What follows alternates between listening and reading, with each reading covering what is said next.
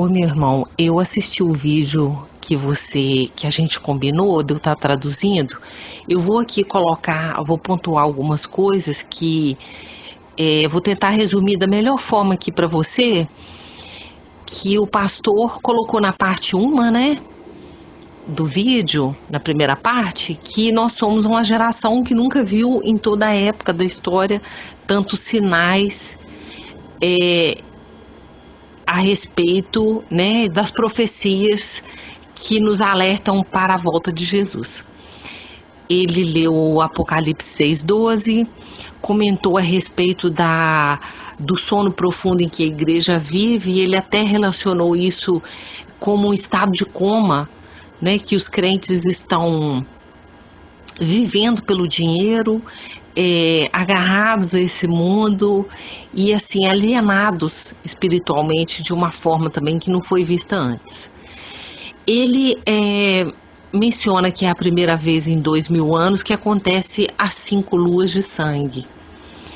E ele vai pontuando as mudanças que vieram com esses sinais das luas de sangue. Então ele colocou assim, a primeira lua de sangue foi em 2014, foi em 15 de abril, foi também a época que começou o conflito de Gaza atacando Israel e vice-versa. Foi também o início do conflito do Estado Islâmico atacando a Síria. Então isso foi um marco que aconteceu muito junto com a primeira lua de sangue. Depois ele vai mencionando os acontecimentos da segunda lua de sangue, que ficou bem relacionado com as decapitações públicas que o Estado Islâmico fez. Filmou, colocou na internet, foi um número de decapitações estrondosas, um genocídio enorme, fazendo publicamente aqueles assassinatos aos cristãos, amarrando eles na cruz. Foram mortos muitos cristãos de forma horrorosa, né? Não foi simplesmente chegar e matar. Foram cruelmente assassinados, como quem faz um show para Hollywood, foram filmados sendo afogados em gaiolas, atearam fogo em muitos cristãos vivos de forma muito cruel. Então foi um genocídio muito cruel.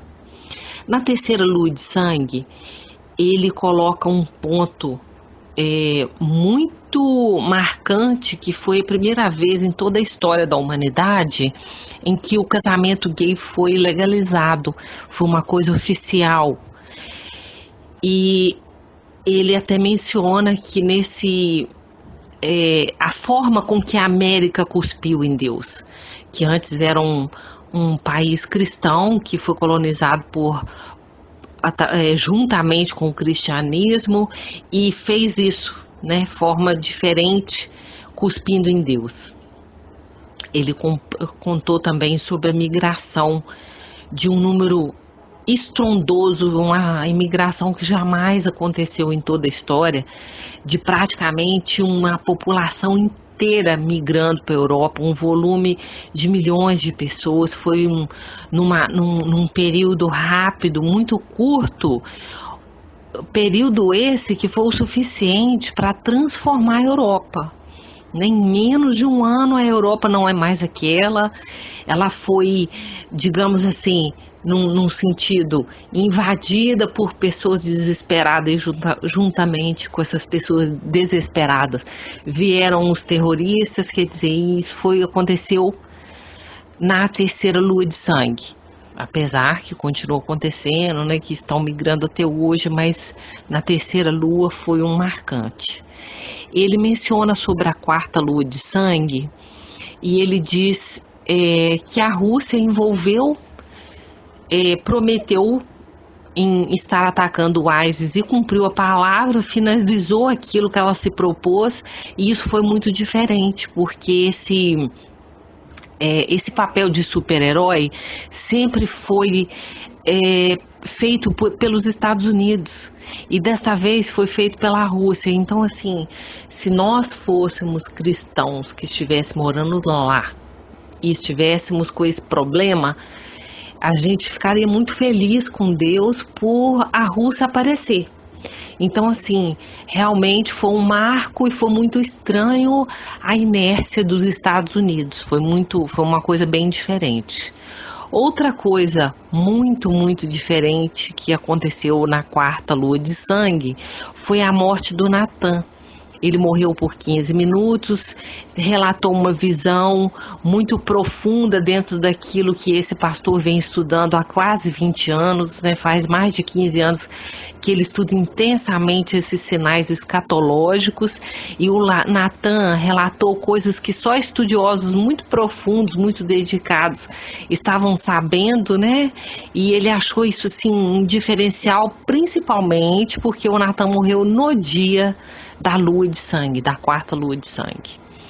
E ele vem entrando na parte da quinta lua de sangue, que vai ser um eclipse parcial, e não vai ser o mundo todo que vai conseguir ver. Ele pontua os horários que estão programados para acontecer essa lua de sangue, de acordo com cada país, com o horário de cada país. Agora vamos para a segunda parte do vídeo. Nessa segunda parte, meu irmão, o pastor, explica que é a festa do Purim, que é uma festa também, é um feriado que foi estipulado pelo próprio Deus lá no passado. E essa festa do Purim, ela é relatada com bastante ênfase no livro de Esther, e essa festa no livro de Esther é relacionada ao que o Senhor faz de algo, quando algo muito ruim está para acontecer com o povo dele, e Deus pega e transforma aquilo em algo muito bom que acontece, e o plano de morte que é pronunciado contra o povo de Deus, os próprios inimigos morrem exatamente dentro daquele plano feito por eles próprios. Ou seja, eles morrem na própria forca que fizeram para o povo de Deus. Então, de uma forma, é uma festa que relaciona a graça do Senhor, a transformação do mal em bem, a morte dos nossos inimigos.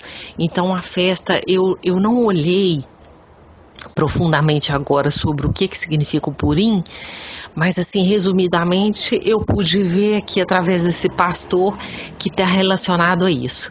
Resumidamente, transformar algo ruim que é feito contra o povo de Deus em bem, e esse algo ruim ser diretamente revertido para o inimigo que programou esse mal. Achei isso muito importante. Ele mostra que em 9 de março o Irã testou um míssil. Esse míssil tem um potencial nuclear. Foi feito esse teste numa montanha, e é exatamente um míssil que alcança a distância suficiente para atingir o Israel. E claramente esse é uma quebra de acordo, aquele acordo que foi feito em setembro do ano passado, acordo nuclear que os Estados Unidos fez com o Irã. Então isso é uma quebra de acordo, é uma violação grosseira desse acordo. E o Obama justificou. Ele não concordou que isso era uma violação, defendeu o Irã dizendo que não, que aquilo não era um teste nuclear, era um teste de míssil. E a gente vê assim uma posição negra horrível do Obama, mas feito de forma discreta, porque ele claramente se posiciona contra Israel, né, defendendo o maior inimigo de Israel. E essa violação ficou por isso mesmo, e não teve característica de quebra de acordo. Tem um mapa onde esse pastor mostra onde o eclipse vai ser visto a olho nu. Nesse mapa, realmente não aparece, que dá de entender que aqui no Brasil nós não veremos. Tem alguns países onde serão mais claro esse eclipse parcial, né? Não será um eclipse total, mas será um eclipse parcial. E ele menciona aqui que na Austrália vai ser visto às 8h37 da noite, nos Estados Unidos será visto 10h47 da noite. E ele resume o vídeo, ele resume esse vídeo no seguinte, que o que mais o povo de Deus pode esperar em termos de sinal, que nenhuma outra época da história nós tivemos tantos sinais. E ele coloca também um sinal de alerta a respeito da Coreia do Norte, né? O ditador de lá, o Kim Jong, ele tem 33 anos, ele tem um potencial nuclear perigoso, ele vem fazendo ensaios. No momento que ele fala isso, ele lê Zacarias 14:12, e ele realmente mostra que estamos num cenário, num contexto escatológico mesmo de último momento. Ele fala de uma provável briga, uma provável guerra entre Irã e Arábia, onde Irã vai vencer, depois, logo agora em seguida, um conflito com a Turquia, e ele diz assim que isso precede tudo muito rápido a guerra de Gog e Magog de Ezequiel 38. E assim, ele deixa a critério dos ouvintes o que cada um acredita, se nessa guerra de Gog e Magog nós já estaremos sendo arrebatados. Ele tem um pensamento dele, mas não colocou o pensamento dele nesse vídeo. E ele lembra aos cristãos que não importa o que fizeram com você, não importa como você se sentiu quando foi ofendido, mas que nós seremos julgados pela nossa obediência a Deus e pelo amor, que é o mandamento central do cristão. Amar ao próximo como a ti mesmo, amar a Deus sobre todas as coisas. Ele leva a uma reflexão de que nós precisamos estar sendo aceitos diante do Senhor, amando os nossos inimigos, amando os que nos ofendem, amando mesmo quando somos injustiçados, independente do que a gente sente ou não. E eu achei essa chamada muito importante, porque realmente tem uma atitude de mágoa, rancor e desamor, que essa atitude não é aceitável pelo Senhor. Mas, conclusão desses dois vídeos, mais uma vez nós estamos diante de um grande sinal da volta de Jesus. Eu espero, meu irmão, que eu tenha ajudado a você esclarecer a respeito desse vídeo. Não foi uma tradução ao pé da letra. Eu ouvi e estou traduzindo aqui para você de boca, porque essa tradução ao pé da letra ia me tomar mais tempo, como eu estou trabalhando em cima da tradução daquele material para os deixados para trás. Meu tempo está muito corrido, mas eu espero ter esclarecido para você sobre o conteúdo desse vídeo. Tá ok, meu irmão? Fica na paz do Senhor. Um grande abraço.